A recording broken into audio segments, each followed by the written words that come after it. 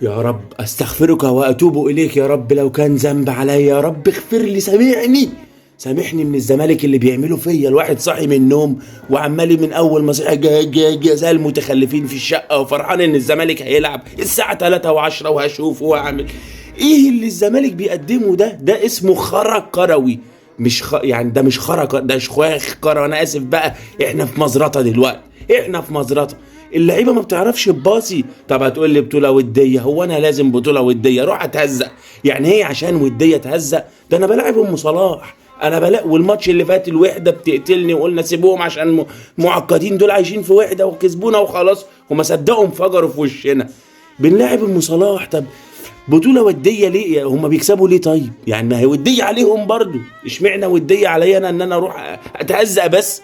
انا مش، سيبك بقى من ان هي وديه اللعيبه ما بتعرفش تباصي، والمصحف ما بيعرفوا يباصوا. انا اتحرق.